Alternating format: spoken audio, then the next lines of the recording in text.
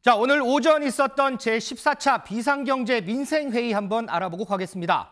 정부가 오는 2042년까지 수도권에 세계 최대 규모의 첨단 시스템 반도체 클러스터를 구축하고 지방에 14개의 국가 첨단 산업단지를 신규 조성하겠다는 구상을 발표했습니다.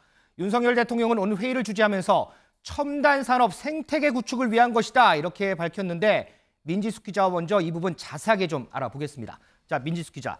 먼저 이 국가 첨단 산업단지 어디에 조성이 되죠? 네, 윤석열 대통령 각각의 지역이 비교 우위를 가진 그러니까 강점을 가진 산업 분야를 집중 투자하겠다라고 발표를 했습니다. 지역을 구체적으로 따져보면요. 먼저 충청은 이 모빌리티 산업의 중심으로 도약시키겠다는 구상입니다. 대전에는 항공 우주 산업을, 천안에는 미래 모빌리티 산업을, 청주 오송에는 철도, 홍성에는 미래차 산업을 육성하겠다는 계획입니다.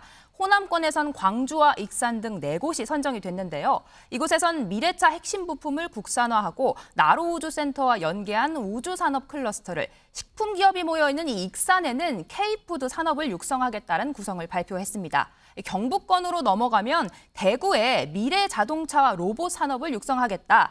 경남권에선 이 창원을 방위 원자력 산업단지로 꾸며 필요하다면 부지 확보에 그린벨트를 풀어서까지 지원을 하겠다 이렇게 약속을 했습니다. 이 강원권에서는 마지막으로 강릉에 현지 천연물을 이용한 이 바이오 산업을 키우겠다 이렇게 발표를 했는데요. 윤석열 대통령은 이 반도체, 디스플레이, 2차 전지 등 6대 첨단 산업에 총 550조 원 규모를 집중 투자하겠다 이렇게 약속했습니다. 자, 그리고 앞서 제가 잠깐 언급했지만 이 수도권에 조성될 세계 최대 규모 첨단 시스템 반도체 클러스터 이 부분도 좀 설명을 해주세요. 네, 바로 이 경기도 용인에 반도체 메가 클러스터를 만들겠다라는 구상입니다. 이 판교와 기흥, 이 화성과 평택을 연결하는 반도체 벨트를 구축해 첨단 반도체 제조 공장 5곳을 짓고요. 이 소재 부품 장비와 반도체 설계 업체 150개 기업을 유치한다는 계획입니다. 이 글로벌 반도체 클러스터의 선도 모델로 자리 잡게 하겠다라는 구상인데 총 300조 원을 투자해 3만여 명의 일자리를 창출한다는 구상입니다. 자, 그러면 이번 첨단 산업단지 조성의 의의 한번 살펴볼까요? 네, 윤석열 대통령이 최근 이 반도체에서 시작된 경제 전쟁이 배터리와 미래차 등 첨단 산업 전반으로 확대되고 있다. 그래서 각국은 이 첨단 산업 제조 시설을 자국에 유치하기 위해서 이 대규모 보조금과 세제 지원을 아끼지 않고 있다 이렇게 강조했습니다. 이 때문에 핵심 성장 엔진이자 이 안보 전략 자산을 지키기 위해 이 정부가 나서서 인력, 입지, 이 세제 지원 등을 빈틈없이 할 수 있는 이 산업단지 조성에 나서겠다 이렇게 밝혔습니다. 자, 장해찬 최고위원, 정부의 이번 구상이요. 나 이거 뭔지 모르겠어. 막 어려워하시는 시청자분들 많으시거든요.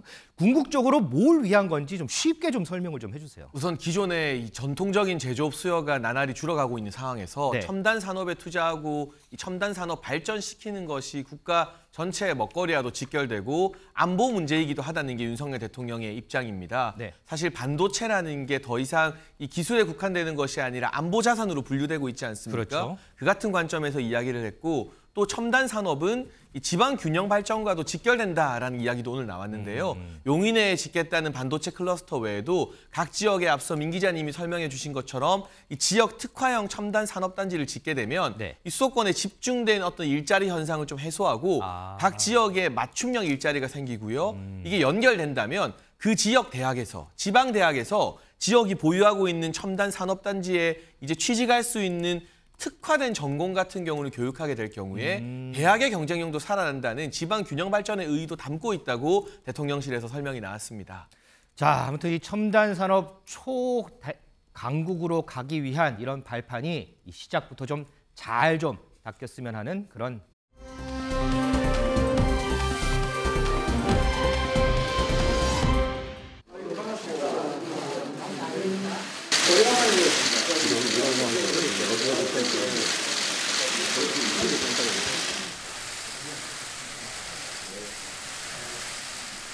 우리 당이 조금 이제 비상체제였다 보니까 조금 여야 대표 사이의 그런 대화나 이런 것들이 원활하지 않았던 것 같아 보입니다만은 저희들도 이제 정상 체제를 복구했기 때문에 자주 찾아뵙고 또 시간 되면 찾아오시기도 하면서 협의의 대화 채널 계속해 나갔으면 좋겠다 말씀을 드립니다. 여야 간에 구성해서 시급한 경제 현안들, 민생 현안들을 한번 함께 논의해 가기를 기대하고요. 정치가 그야말로 대결이 아니고 또 지배가 아니고 국민을 존중하면서 국민의 삶을 개선하는 충직한 일꾼의 역할이라는 점을 다시 한번 확인해가는 그런 좋은 자리 되길 바랍니다.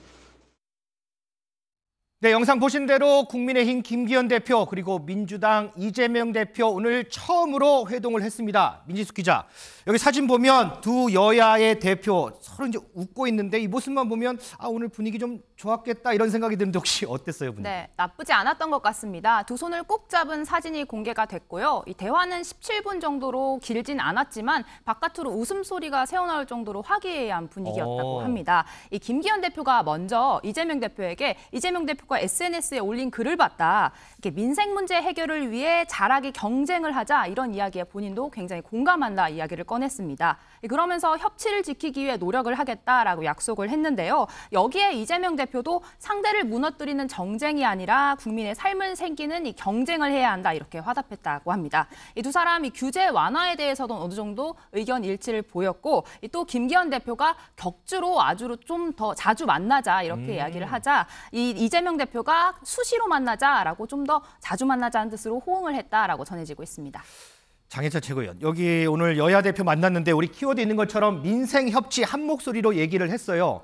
순조롭게 첫 발을 뗐다 이런 평가도 있고 좀 싱겁게 끝난 거 아니야? 뭐 이런 평가도 있던데 혹시 장해찬 최고위원은 오늘 만남 어떻게 좀 평가하세요? 저는 김기현 대표, 이재명 대표 두 분 다 오늘 참 잘하셨다라는 평가를 내리고 싶습니다. 사실 악연 아닌 악연이 있거든요. 지난 대선 국면에서 서로를 굉장히 강도 높게 비판하고 위리안치, 봉고파직 이런 말까지 나왔었는데 정치라는 게 경쟁할 때는 정말 물불 안 가리고 싸우다가도 민생을 위해서는 손을 맞잡고 웃으며 대화를 해야 하는 게 정치인들의 의무이기 때문에 그렇죠. 개인 감정을 내려놓고 빨리 만난 것도 또는 법안이나 협치에 대해서 이렇게 화답한 것도 잘했다는 생각이 들고요. 김기현 대표가 오늘 격주에 한번 정례적으로 당대표 회동을 하자고 했고 네. 이재명 대표도 자주 보자고 했으니만큼 이게 정례화가 됐으면 하는 바람인데요. 한편으로는 민주당 청년 정치인인 우리 박영훈 의장은 이 두 대표의 첫 만남을 어떻게 봤는지 궁금하기도 합니다. 네.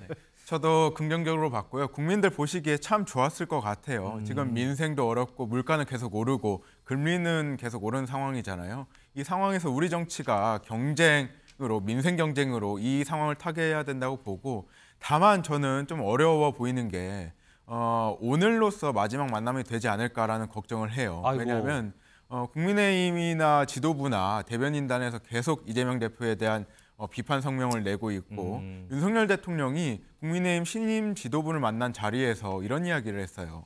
정부에서 낸 법안들, 민생 법안들, 정책들을 국민의힘이 국민들을 설득해달라. 여기에 야당 이야기는 빠졌거든요.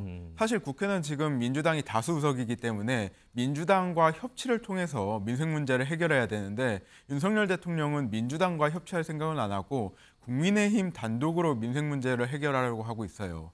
이렇게 되면은 지금 전국을 해결할 수가 없거든요. 부디 대통령께서는 카운터 파트너를 이재명 대표라고 생각해 주시고 민생 문제 해결을 위해서 적극적으로 영수회담도 진행해 주시고 김기현 대표도 말씀하신 것처럼 격주로 이재명 대표와 회담하시길 바라겠습니다. 글쎄요, 오늘 만남이 우리 마지막이 아니길 저도 국민 한 사람으로서 그 부분 좀 기대해 보겠습니다.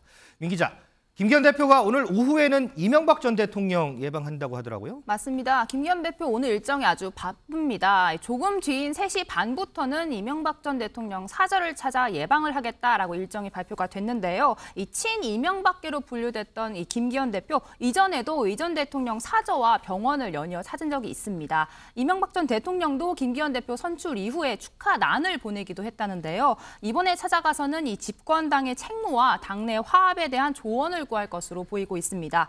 김 대표 측은 대구에 있는 이 박근혜 전 대통령 예방도 지금 타전 중이라는 소식이 함께 전해졌습니다.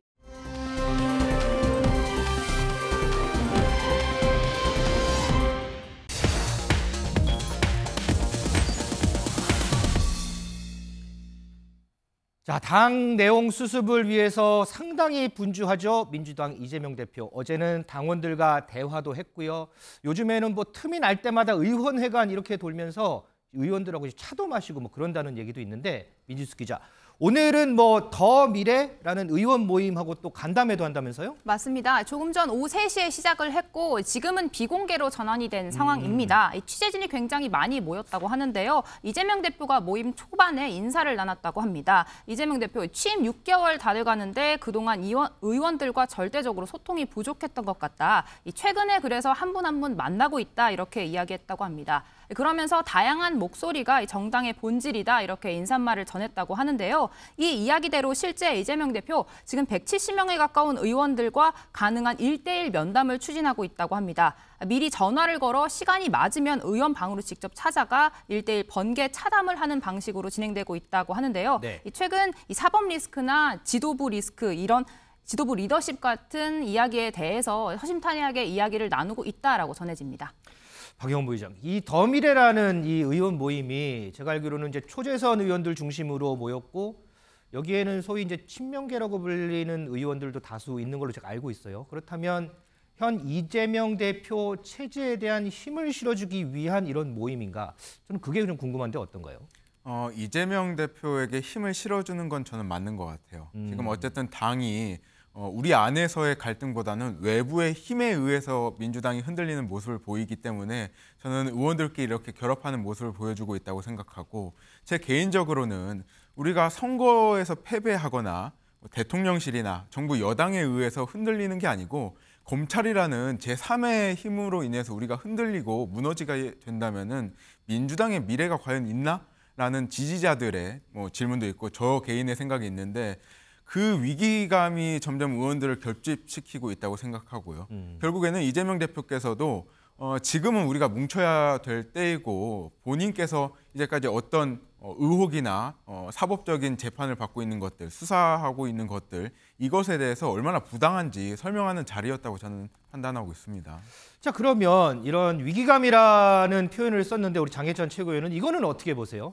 이재명 대표가 어제 이제 당원들과 대화를 했어요. 그러면서 소위 강성 지지자들에게 지금 행해지고 있는 일들에 대해서 자제를 촉구를 했고요. 그리고 숨진 전 비서실장에 대해서 처음으로 사과 의견도 내놓고요.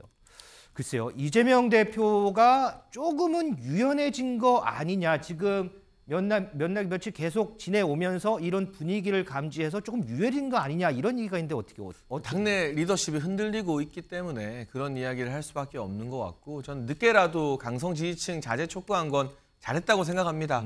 하지만 그 개딸들이 행패 부릴 대로 부리는 거 다 놔두고 나서 왜 지금이냐라는 아쉬운 마음도 좀 드는데 오늘 보니까 그 개딸이라는 분들이 트럭 몰고 비명계 의원들, 이현욱 의원이나 조응천 의원 지역구 가서 항의한다고 하거든요. 네네. 정치적 금도를 넘어선 행위입니다. 이게 아무리 의견이 달라도 다른 의원 지역구에서 시위하는 거 당내에서 있어서 안 될 일인데 여기에 대해서도 팬덤이 많은 정치인은 그 팬덤을 제어할 책임도 지는 것이다. 그래야만 문재인 전 대통령의 양념 발언 같은 역사적으로 계속 되풀이될 이 비극적인 발언이 안 나온다고 봐서요. 이재명 대표가 더 메시지 많이 내주셨으면 좋겠고 고 전영수 비서실장에 대해서는 사실 그분의 죽음이 알려지고 난 다음 날 아침 최고위 회의에서 굉장히 사납게 검찰에 대한 비판만 하시더라고요. 근데 강도가 좀 셌죠. 네, 그런데 적어도 그분 발인하실 때까지는 정치적 메시지는 좀 자제하고 정말 진심으로 추모하고 애도하는 메시지만 냈어야 하는 게 아닌가.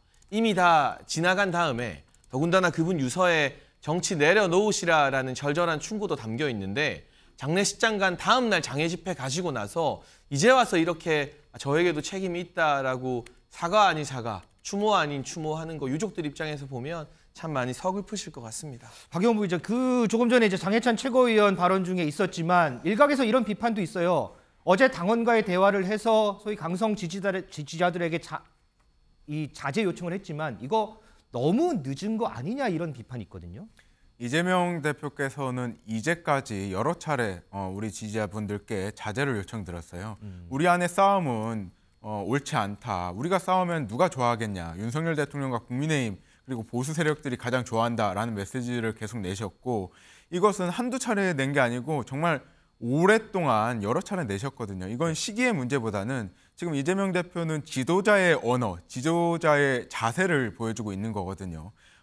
지지를 받는 정치인이 이렇게 말씀하시는 거는 저는 당연하다고 생각하고 단순히 늦었다, 빨랐다 이런 평가의 문제는 떠나야 된다고 생각합니다. 그리고 장해찬 최고위원께서 정치 그만하시라라고 하는 비서실장의 유서를 언급하셨는데요. 저는 그 다른 유서의 내용, 검찰은 증거를 가지고 수사하라에 대한 초점을 맞추고 싶어요. 검찰의 과도한 수사로 이재명 대표는 동지를 잃은 거거든요. 동지의 죽음 앞에 의연하게, 담대하게 대할 수 있는 사람은 많지 않다고 봐요. 이재명 대표는 정말 평생 10년 가까이 일한 동지를 검찰에 의해서 죽음에 이르게 하는 결과를 얻었는데 여기에 당연히 분노하는 건 당연하다고 저는 생각합니다. 자, 그리고요. 그러면은 어제 대화 관련해서 요거 짧게 한번 여쭤볼게요. 조응천 의원이 앞서 이런 얘기를 했어요. 지지자들에게 결별하겠다는 정도의 다도한 태도를 보여야 한다 이런 얘기를 했는데 어제 그 대화, 어제 그 자제 요청은 박영훈 부의장 보시기에는 단호한 요청이었나요? 저는 충분하고 지도자의 언어로 사용했다고 봅니다. 아하. 본인이 지지를 받고 있는 그 당원들에게 나를 더 이상 지지하지 말라, 끊어내라 이렇게 말할 수 있는 정치인은 없거든요. 나를 지지하되 나를 숭배하지 마라. 그리고 같은 팀에 있는 우리 안에 있는 사람들을 공격하는 것을 자제해달라고 하는 것 수준에서 굉장히 잘했다고 생각하고 결국 지도자로서의 면모를 보여줬다. 조응천 의원께서 단호한 태도를 요청하셨는데 단호한 태도라는 것은 조금만 더 나가면 단절이거든요. 이게 과연 소통인가라는 반문을 할 수밖에 없습니다. 자, 이 민주당 한 지지자가요, 오늘 한 인터뷰에서 일련의 이런 일들에 대해서 인터뷰를 한 게 있습니다. 그 목소리 좀 듣고 오겠습니다. 저는 민주당이라는 스펙트럼이 굉장히 넓고 169명의 의원들이 다 다양한 생각을 가지고 있다고 생각해요. 그리고 민주당이기 때문에 또 다른 의견을 이렇게 표출할 수 있는 게 아닌가. 그리고 당원들도 답답하기 때문에 또 행동에 나서서 일부의 지지자분들은 표현을 하시고 또 의원들에게 직접적으로 의사를 전달할 수 있는 매개체가 없잖아요. 그러다 보니까 더욱더 문자로 이제 감정을 표출하시는데 그런 부분에서는 조금 자제를 해야겠다라는 생각도 많이 하고 있습니다. 이건 장해찬 최고위원께 질문을 드릴게요. 이거 어떻게 드셨어요? 이게 보니까 뭐 물론 민주당만 문제가 아니고 국민의힘도 그럴 것 같아요. 당원들이 답답하다. 왜냐? 뭐 의원들에게 의견을 전달할 매개체가 없기 때문에 이런 방법을 쓸 수밖에 없지 않느냐. 물론 국민의힘도 당원들 중에는 그렇게 생각하시는 분들이 있단 말이죠. 이건 어떻게 보세요? 그러니까 저도 사실은 문자 많이 받아봤는데요. 전당대회 때 전당원께 인사드리니까 답장이 한 3만 통 오더라고요. 어이구. 시간이 굉장히 많이 걸렸지만 며칠에 거쳐서 읽어봤는데 네. 비판적인 내용이라도 비속어나 인격 모독 내용이 없으면 다 수용이 됩니다. 그리고 귀를 기울이게 되어 있어요. 정치인이라는 존재 자체가 늘 유권자들 의견에 귀를 기울이기 때문에 문제는 수위를 넘나드는 인신모독이나 비난 그리고 뭐 저주에 가까운 용어들일 겁니다. 네네. 그런 부분을 뭐 당내 민주적인 소통이다라고 포장하면 안 되는 거예요. 그 부분에 대해서는 팬덤을 보유하고 있는 거물급 정치인들, 인기가 높은 정치인들이 더 단호하고 확실한 어조로 이런 건 안 된다. 이건 민주주의가 아니다라고 반복적으로 좀 선을 그어주실 책무가 그분들이 지지를 많이 받는 만큼 있다라고 말씀드리고 싶고 네. 한 가지 우려가 되는 것은 오늘 그 트럭 시위 이야기 제가 드렸는데요. 네. 같은 당내에서 의견이 다른 정치인들과 싸울 수도 있고 또 지지자들끼리 특정 정치인을 비판할 수도 있습니다. 그렇죠. 그런데 그 정치인의 지역구에 찾아가서 집단적인 행동을 한다는 것은 제가 알고 있는 정치의 관행을 한참 넘어선 일이라 지도부 차원에서 뭐 이재명 대표는 어제 말씀하셨지만 민주당 최고위 또 열리지 않습니까? 네. 이런 행동은 해서는 안 된다라는 화합의 메시지가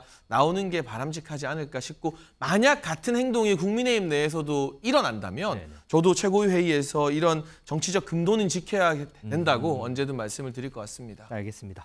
자, 민 기자. 자, 우리가 지금 이재명 대표 여러 가지 이제 동선들 알아봤어요. 그럼에도 불구하고 이 대표에 대한 퇴진론 얘기는 계속 나오나 봐요. 그렇습니다. 어제 저희가 이 공천제도 TF 이야기 잠깐 했는데 그렇죠. 이 TF의 단장인 이계호 의원이 오늘 오전에 인터뷰를 한 내용이 있습니다. 이 이재명 대표의 연말 퇴진론, 이 사실에 가까운 이야기 아니겠냐 이런 이야기를 한 건데요. 영상으로 보고 오시죠. 재판이 많아지는 올 연말쯤에 이재명 대표는 스스로 물러날 것이고 그러고 나면 비대위 체제가 꾸려져서 총선 치르게 될 거다. 전망은 그렇더라고요. 누군지 모르겠습니다만 상당히 일리 있고 사실에 가까운 얘기 아니겠습니까? 저도 뭐 그와는 약간 결이 다르긴 합니다만은 이재명 대표께서 내년도 총선 승리를 위해서는 어떤 일이든지 반드시 우리가 선택할 수 있어야 한다는 그런 취지의 발언을 하신 것을 들은 적이 있습니다. 내년도 총선 승리가 모든 당력이나 또 정치적 입장이나 처신이나 이런 데 있어서 가장 큰 판단의 기준이기 때문에 예. 그런 측면에서 어떤 게 유리하냐 이걸 보고 판단을 해서 결정을 해 나가시겠죠? 박영 부의장, 지금 이계호 의원 얘기를 들었는데 이계호 의원뿐만 아니고 고민정 의원도 한 인터뷰에서 이런 얘기를 했더라고요. 총선을 앞두고 가을 정도 되면 큰 그림을 그려야 할 시기가 오기 때문에 어떤 것이든 판단할 수밖에 없는 시기가 올 것이다. 그러면서 계속 얘기가 나오는 게 조금 전에 민지숙 기자도 얘기했지만 연말 자연스러운 퇴진론 이런 얘기가 나와요. 연말 자연스러운 퇴진론에 대해서는 어떻게 생각하세요? 저는 일단은 고민정 최고위원이나 이계호 의원 이분들은 개인의 의견이라고 생각을 하고요. 네네. 저는 중요한 것은 주변에서 우리 당의 구성원들, 의원들이 이런 퇴진을 이야기하거나 넌지시 이야기하는 것보다는 이것은 사실 갈등을 유발할 수밖에 없는 발언이거든요. 이것보다는 정말 이재명 대표가 본인이 결단해야 될 문제고 이재명 대표가 대표를 내려놓지 않던 그건 중요하지 않다고 봐요. 우리 당이 더 화합하고 어떻게 하면 총선에서 이길 수 있을 것인가가 중요하지. 만약에 외부의 아니면 다른 의원들의 요구에 의해서 이재명 대표가 사퇴를 하거나 퇴진을 한다면 저는 이게 총선 필패의 지름길이라고 보거든요. 이재명 대표를 지지하시는 분들, 지금 이재명 대표는 민주당의 제1주자이거든요. 이재명 대표가 만약에 다른 사람들에 의해서 퇴진을 하게 된다면 이분들은 투표장에 나오지 않을 것이고 민주당이 결국에는 총선에서 이기기 어려운 그런 구도가 만들어질 거라고 생각합니다. 알겠습니다. 자, 이재명 대표에 대해서도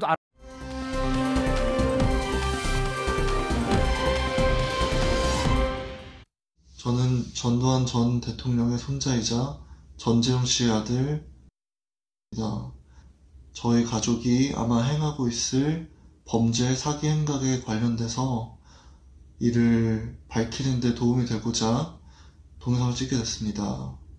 현재 전재용 씨는 자신이 범죄자가 아니라고 서류 조작을 해서 지금 현재 미국에서 시민권을 받으려고 절차를 진행 중에 있고요. 그리고 법의 감시망에서 도망가기 위해서 현재 한국에서 미니스트리, 사역 전도사라는 그런 사기 행각을 벌이면서 지내고 있습니다. 전 제 할아버지가 학살자라고 생각합니다.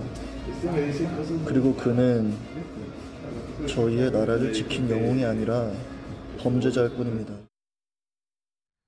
민지숙 기자, 이 영상이 어떤 거예요? 네, 오늘 새벽 SNS에서 정말 뜨거운 감자였습니다. 한 SNS 계정에 이 남성이 글과 영상을 계속해서 올렸는데 네. 이 해당 계정 아침 10,000명 수준이었던 팔로워 숫자 현재 30,000명까지 폭증했습니다. 이 자신이 전두환 전 대통령의 손자라고 주장하고 있는데요. 이 할아버지는 학살자다, 가족들이 검은 돈을 쓰고 있다라고 주장을 했습니다. 구체적으로 전 대통령의 삼남이자 작은 아버지인 전재만 씨가 미국에서 이 와이너리를 운영하고 있다. 이것은 천문학적인 돈이 있어야 가능한 사업인데 검은 돈의 냄새가 난다. 이렇게 주장하기도 했습니다. 장혜천 최고위원, 네티즌들이 이거 정말 사실이냐, 정말 전두환 씨 손자가 맞느냐 막 이런 글들을 올리던데 정말 전두환 씨 손자 맞을까요? 네, 그 부분은 확인이 된 것 같습니다. 이제 고 전두환 전 대통령의 아들인 전재용 씨가 자기 아들이 맞다. 그런데 다만 이 폭로를 한 이 전두환 전 대통령의 아들, 지금 이분이 좀 아프다라는 식으로 이야기를 했더라고요. 그러니까 적어도 가족 관계에 있는 손자인 것은 사실 확인이 되었고요. 다만 그 폭로의 내용이나 구체적인 부분에 대해서는 아직까지 그 가족들의 입장이 안 나오고 있어서 네네. 추가적인 경위 좀 지켜봐야 될 것 같은데, 그 미국 한인 사회에서는 굉장히 유명한 사람들의 어떤 이 불법적인 돈 거래나 입시 비리, 성매매 의혹까지 지금 폭로해서요. 제가 취재한 바로는 국내도 국내지만 지금 미국의 한인 사회가 이 폭로로 인해서 완전히 이 벌집 뒤집히는 것처럼 뒤숭숭한 분위기다라고 전해지고 있습니다. 자, 박영 부의장, 이 내용을 보면 이 전두환 씨의 두 아들이 소위 얘기하는 검은 돈이라고 하죠. 이 부분 갖고 호화 생활을 하고 있다 이런 얘기가 나오잖아요. 정말 이게 사실이라면 이건 좀 큰 문제 아닐까요? 굉장히 큰 문제라고 생각하고요. 언론 보도에 따르면 전두환 전 대통령이 재임 기간 동안 한 30개 기업의 총수로부터 5천억 원의 비자금을 조성했다라고 하는 의혹까지 일고 있는데 이 전재용 씨나 전재만 씨, 이 일가 친척들의 재산이 지금 한 1조 원 수준으로 추정된다고 해요. 이 돈이 결국 어디서 나왔느냐. 전두환 대통령이 부정축제를 통한 그 돈에서 이어져 온 게 아니냐라고 하는 의혹들이 일어나고 있고요. 결국에는 전두환 전 대통령이 사망을 했지만 이 돈들은 결국 우리 국민의 세금이나 기업에서 나온 거기 때문에 반드시 전두환 씨가 사망했더라고 하더라도 어떤 환수의 방법이나 국민적 심판을 받아야 될 것으로 생각합니다. 그러면 민지숙 기자, 전두환 씨의 손자는 갑자기 왜 이런 주장을 했을까요? 네, 이 드라마 글로리의 한 장면이 떠오르는 부분이었는데요. 이 남성 언론에 법이 정의를 구현하지 못하고 있기 때문이다 이렇게 밝혔습니다. 그러면서 뉴욕 회계법인 지금 다니고 있는데 나도 죄를 지었다. 퇴사를 한 뒤에 죗값을 받겠다라고 밝혔다고 하는데요. SNS에 올린 마지막 게시물에서는 진실이 왜곡되는 이 세상에 이미 정의는 없다. 질서는 없다. 진실은 감춰지지 않는다라며 죗값을 치르겠다는 발언을 했습니다. 그러면 만약에 이 손자의 주장대로 전두환 씨의 비자금이 검은 돈이 돼서 자녀들에게 흘러갔고 자녀들은 이걸로 호화 생활을 하고 있다라고 한다면 조금 전에 박영훈 부의장도 잠깐 얘기했지만 이거는 추징이 가능할까요? 네, 법적으로는 가능할 것 같습니다. 2,200억 추징금 가운데 1,000억 가까운 돈이 지금 미납된 상태잖아요. 저희가 법조계 전문가에게 이야기를 들어보니까 이미 대법원에서 판결이 난 추징금 자체는 환수가 가능하다고 합니다. 다만 이 미국 사법 체계로 들어간다고 하면 조금 더 절차가 복잡해지긴 하지만 가능하다라는 설명인데요. 전문가 이야기 직접 듣고 오시죠. 이게 미국 시민권은 취득하면 추징금 환수가 좀 어려워지는 부분이. 우리나라 사법체계로 막 단죄하려고 할 때 시민권을 취득한 사람에 대해서는 제한이 있지만 이제 과거에 추징하기로는 다 대법원 이런 데서까지 나온 금액이 있는 거고 그렇다면 국내 자산이 아마 거의 있다면 그럴 텐데 이제 미국 자산으로 한다면 그게 또 사실 좀 한 달이 건너니까 사실상 어려워질 여지는 있어 보여요. 한국 검찰이 진짜 몇십 년을 털었는데도 못 나온 거잖아요. 만약에 수사기관이 알았다면 그거에 대해서도 어떻게든 뭐 추징보전 등의 조치를 하려고 했을 걸로 보여요. 네, 그래서 당사자가 이거를 막 은닉하고 이러면 해외 자산에 대해서까지는 사실상 들여다보기가 상당히 어려운 부분이 있고, 뭐 이게 국제공조까지 할 사안이라고 그 당시에 검찰은 판단 못했을 수도 있는 거고, 제대로 그걸 몰랐다고 막 탓할 수는 없을 것 같고, 엄청 꽁꽁 싸맨 재산을 찾아내는 건 좀 어렵기도 하니까. 장혜찬 최고위원. 고 전두환 씨 전 재산 얼마인지 전 국민이 다 알잖아요. 29만 원. 그런데 지금 남은 추징금 900억 원 넘게 있어요. 그런데 손자의 주장으로, 뭐 폭로라기보다 주장에 따르면 어쨌든 호화 생활을 지금 하고 있는 부분이고. 글쎄 이 부분에 수사가 조금 필요할까요? 어떨까요? 그러니까 저도 좀 납득이 안 되는 부분이 대체 무슨 돈으로 미국의 와이너리를 사고 뭐 사업을 많이 할까? 네. 전두환 전 대통령 자녀들이요. 만약 그 부분에서 전두환 전 대통령이 축제한 재산과 연관성이 있다면 추가적인 수사를 통해서 남아있는 956억 추징을 해야죠. 이번 폭로로 뭐 미국 한인사회의 다른 사람들, 뭐 유명한 사람들의 개인적인 사생활 이런 부분은 공익과 큰 연관이 없기 때문에 저 개인적으로 관심이 없는데 네. 만에 하나라도 부정축제한 재산이 여전히 그 일가를 위해서 쓰여지고 있다면 그 부분은 재수사나 뭐 국세청 또는 미국과의 공조 등을 통해서 추징금을 받아내는데 당국이 힘을 썼으면 좋겠습니다. 자, 이 부분이요 좀 풀어야 할 게 좀 한두 건이 아닌 것 같은데 자 어떻게 좀 흘러갈지 좀 지켜보도록 하겠습니다.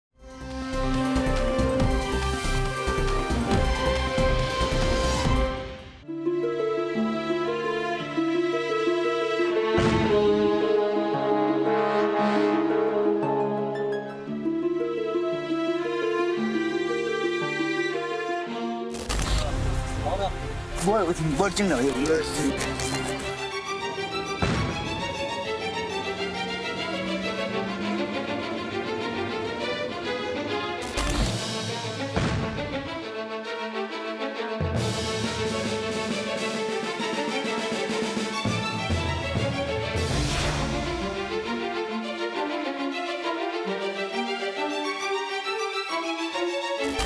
하나만 쳐다보고 다 물어보도 특별한 것이 아주 없다고.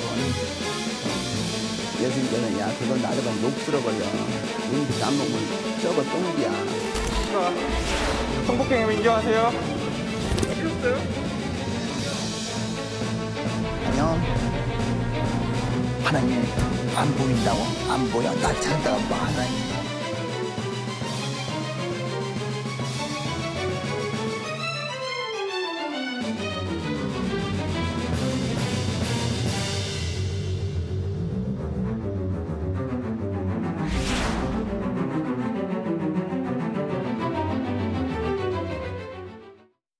자, 어제 이 시간에요. 저희가 기독교 복음 선교회로 가죠. JMS 관련 문제를 다뤘는데 오늘은 자, 이 JMS를 30여 년간 추적했던 우리 김도영 교수 모시고 조금만 더 자세하게 좀 알아보도록 하겠습니다. 교수님 어서 오십시오.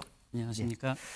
자, 이번에 다큐멘터리가 공개되면서 이 JMS 문제가 정말 사회적 관심사로 떠올랐어요. 그러면서 많은 분들이 이제 관심을 갖고 있는데 자, 보니까 이게 정명석 씨 문제가 상당히 심각하던데 특히나 이제 성 관련 문제가 엄청 심각하더라고요. 이게 어느 정도 심각한 수준인가요? 여러 가지 방향에서 접근할 수 있을 것 같습니다. 피해자가 몇 명이냐, 가장 나이 어린 피해자는 몇 살이냐, 도대체 얼마나 피해자가 이 5대양 6대주에 퍼져 있냐, 여러 가지 방향으로 접근할 수 있을 텐데 먼저 피해자 숫자를 보자면은 정명석이 평소에 자기 측근들에게 했던 말이 성적 구원을 통해서 하늘의 신부로 만드는 자기의 애인의 목표가 1만 명이라고 평소 본인 스스로 얘기를 했습니다. 10,000명이요? 10,000명이고 그럼 본인이 얼마나 열심히 그 목표를 달성했는지는 본인도 잘 모르리라고 저는 생각하는데 객관적으로 한번 계산을 해보면 20년도 더 전인 2001년에 대만의 언론이 대만 여대생 피해자가 100명이 넘는다고 보도를 했습니다. 2006년 근 20년 전에 일본 아사히 신문이 일본인 피해자가 100명이 넘는다고 했는데 아무리 일본인 신도수를 적게 잡아도 일본인 JMS 신도와 한국인 JMS 신도를 비율만 따져보면은 10,000명은 가뿐하게 넘는 게 아닌가 저는 그렇게 생각을 합니다. 그리고 피해자의 나이로 따지면은 제가 직접 만나본 피해자 중에 가장 나이 어린 피해자는 중학교 2학년 때 성폭행을 당한 피해자가 있습니다. 아이고. 그리고 피해자의 가족을 만난 걸로 따져서 가장 나이 어린 사람으로 따지면은 초등학교 6학년이 있습니다. 아이고 참. 얼마나 많은 나라의 피해자가 있냐를 또 따지면은 이번에 지금 정명석을 고소한 피해자는 홍콩 국적과 호주 국적입니다. 조만간 또 다른 외국 국적의 여성이 고소를 할 텐데 유럽에 있는 국적의 여성입니다. 그리고 2년 전 8월에 또 다른 외국인 여성이 고소를 했다가 취하를 했는데 네.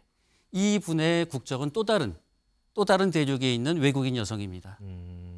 그리고 20년 전에 서울중앙지방법원이 일본인 여성 1명에 대해서 정명석은 성추행에 대해서 1,000만 원을 배상하라라는 판결을 선고했으니 네. 그야말로 피해자가 없는 대륙이 없다라고 할 수 있겠죠. 초등학교 6학년에 중학교 2학년에. 자, 그런데 이런 과정 속에서 2인자로 불리는 정조은 씨라는 사람이 특히 조력을 했다, 한 몫을 했다라고 피해자들이 입을 모아요. 이 정조은 씨라는 사람은 어떤 인물인가요? 고등학교 시절에 서울 명동거리에서 전도가 됐습니다. 그래서 정명석이 해외 도피 당시에 수행을 하면서 정명석의 신임을 얻게 됐고요. 정명석이 수감되어 있던 10년 세월 동안 실질적인 JMS의 지도자가 돼서 JMS 단체를 이끌었습니다. 그러다 보니까 그 10년 동안 또다시 신격화가 돼서 성령의 상징체라고 불리는 사람이기도 합니다. 그런데 성령의 상징체라고 부르는데 실제로 이분의 과거 행적을 보면은 성령과는 거리가 먼 것이 2003년에 홍콩에서 쌍둥이 자매가 성폭행 피해를 입었을 때 성폭행 피해를 입은 그 다음 날 이 정조은 씨가 뭐라고 얘기했냐면은 하나님이 선생님의 몸을 빌어서 너희들을 사랑해 준 것인데 너희들은 왜 그러냐? 나 같으면 감사하게 생각하겠다. 이런 발언을 한 바가 있고 2006년 중국 요녕성에서 또다시 성폭행 사건이 벌어져서 피해자들이 한국으로 도망 오려고 할 때 20여 명에 가까운 신도들을 이끌고 심양공항으로 와서 피해자들을 납치하려고 했던 바가 있습니다.